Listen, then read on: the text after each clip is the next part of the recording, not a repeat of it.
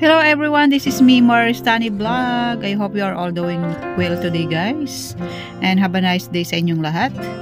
And samahan niyo ako guys sa aking 12 minutes ulit ng aking video for today.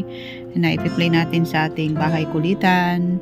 Ayan, thank you so much guys. And ayan po, pagkatapos naming magluto sa church. And our first service, ayan, after lunch po ay pumunta kami ng Causeway Bay kasama ng aking partners, ayan, partners in crime, partners in cooking, partners sa lahat. So ayan, punta po kami ng IKEA dahil pauwi po kami ng B1 at si B2, ako yun, ay matitingin-tingin daw kami ng mga kagamitan sa bahay na pwedeng may uwi. So, ayan, kami po ay nasa Causeway Bay. Sumakay po kami ng bus, hindi ko na po nakuhaan. So, ayan, dumaan po kami dito sa Charles and Kate ng bilihan ng mga wallet, bags, sapatos. Ayan, dahil si B1, ang weakness niya ay wallet. Ayan. At ako naman ay syempre napasama. Ayan, kasi ako po ay mayroon pa akong wallet at ako ay pag may wallet pa at hindi pa nasisira ay hindi ko yan talaga pinapalitan. Ayan, ganyan po ako sa gamit. Ayan, at mayroon akong nagustuhan dito guys na bag. Ang dami nilang mga bag dito guys. Ayan, medyo pricey nga lang kasi nga, 'di ba? Charles and Kate yan. So, medyo pricey siya. Ayan, meron siya nagustuhan na wallet dito guys sa halagang almost $300. Ayan, at ilang halos isang oras ata kami dyan na nadaanan namin, and then after ng IKEA binalikan namin ulit. Ayan, meron po ako nagustuhan din dyan na bag. Ayan. So yan, tingin-tingin po tayo dyan guys, and syempre ikot-ikot. Yan ang aking isang kaibigan na from Bangat. Ayan, si Mobera. And my partner, B2. Ayan, siya po yung mahilig mag-shopping. Kami po ay mga mother of 3 kami, dalawa ni B1. And yung isa naman ay mother of 4. And meron na rin siyang dalawang apo. At yung age ay meron na siyang apo. Medyo maagang nagkaanak yung dalawang niyang anak. So, pero the good thing is pinagpapatuloy pa rin nila ang kanilang studies. So, ayan.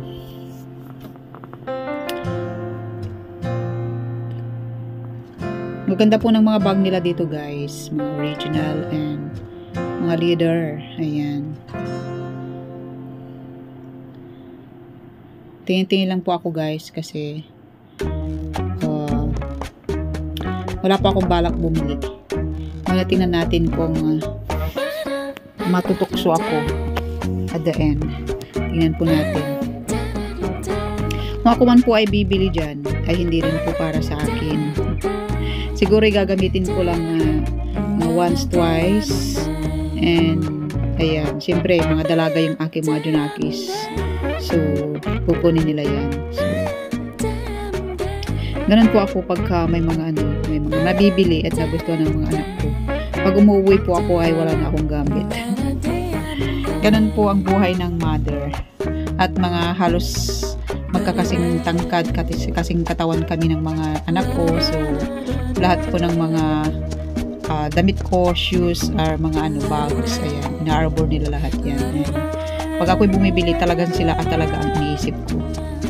So, ayan, tingnan natin kung mabibili natin yan. Ayan. Iniisip kong irigalo kay Angelica sa kanyang graduation. Ayan. May maliit siya, pero mas maganda ito kasi pwede siyang lagyan ng mga pwede siyang lagyan ng mga kung ano-ano, cellphone, wallet.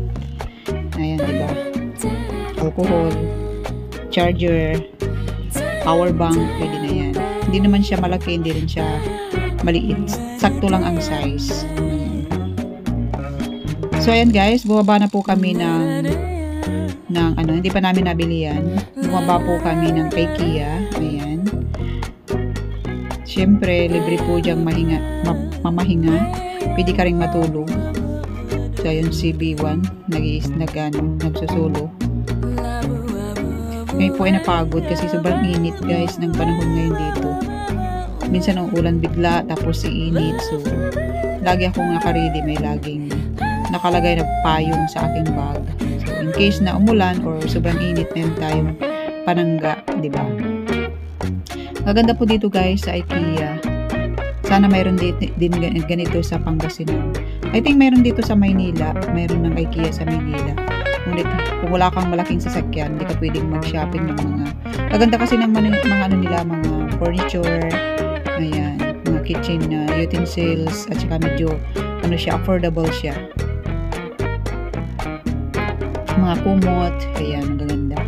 So ayan, meron kaming nabiling cellphone holder, ayan, medyo mura siya, 20 lang, $20, so 140 sa piso. Ayan, lagi po kami nagko-compute. Kaya wala po kaming nabibiling masyadong marami kasi kami po ay syempre mga single mom. Although ako lang palang single mom, yung dalawa ay may asawa pero walang pakialam yung kanilang mga asawa. So sila lang din ang kumakayod para sa mga anak nila, o diba? Kaya stress sila kasi alam nilang may asawa daw sila pero hindi naman nakakatulong. Kaya mas okay daw yung kalagayan ko kasi hindi na ako mai-stress kasi nga namatay na yung asawa ko. So at least hindi ako mai-stress na may asawa ka nga tapos hindi ka naman tinutulungan sa mga bata, di ba? So yan, ikot-ikot po kami dyan, and nakabili din po ako ng pot holder and mga patungan dyan, mga mura-mura lang. And ayan, siyempre tapos na kami doon, shortcut ko na lang. Ayan, binalikan namin yung mga bags. Ayan, ang ganda rin ito guys. Subalit medyo maliit siya, hindi siya advisable sa mga nagka-travel, pero maganda siya pang fashion and sa pag may mga party kang atin. Tsaka ito rin, maganda rin siya kaso lang maliit. Niisip ko pag tumitingin ako ng bag, yung talagang sulit, yung hindi ka na magbibit-bit pa ng isa pang bag, yung may lalagay mo na lahat. May lalagay mo ang payong mo na maliit, ayan, kagaya ng yan sa suot ko.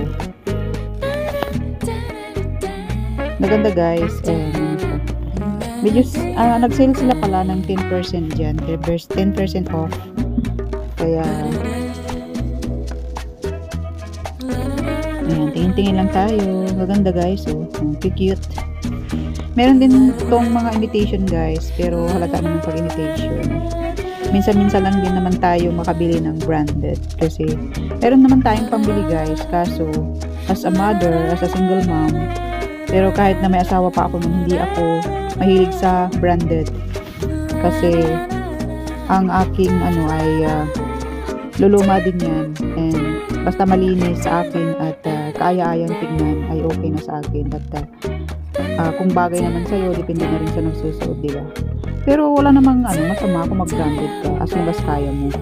Sa akin lang, practical lang talaga ako kasi nasanay kami, pinulat kami ng mga magulang namin na na mamuhay ng simple, at bata pa lang kami ay tumutulong na kami sa aming kunting pinagkakapanghanap buhay, yung parang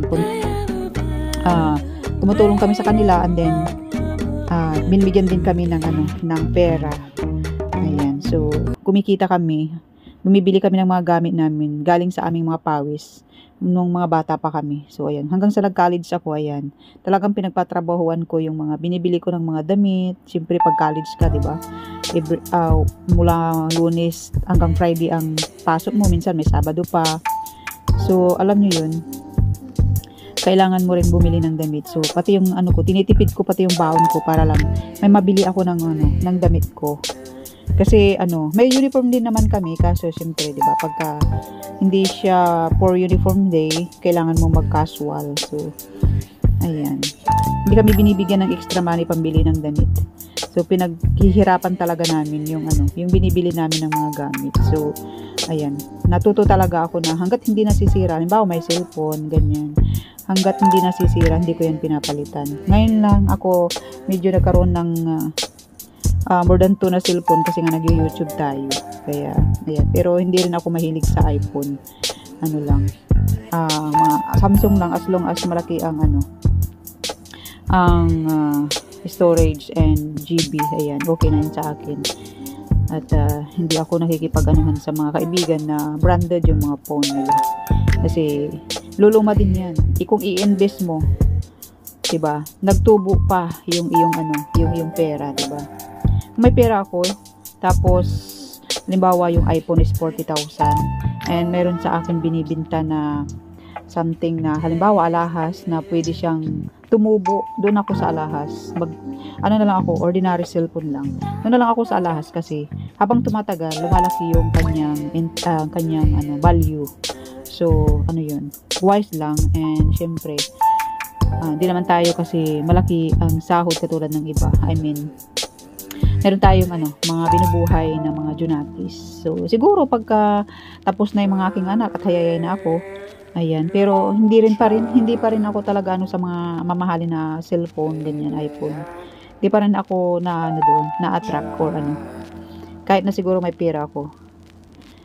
Pero wala namang masama sa mga mahilig sa ganun as long as kaya nila at hindi nila pinapangutang, 'di ba? Kasi may mga iba pinapangutang pa para magkaroon lang ng iPhone. So, ayan, maraming salamat sa inyo, guys. Ayan, i-model na natin ang ating ayan, yung mga nabili ko, guys. Na pang kusina, ang patong sa ating lamisa. Ayan, dito na tayo sa magbabayad na tayo diyan sa Charles and Kate. Ayan. Pangregalo natin 'yan sa ating anak.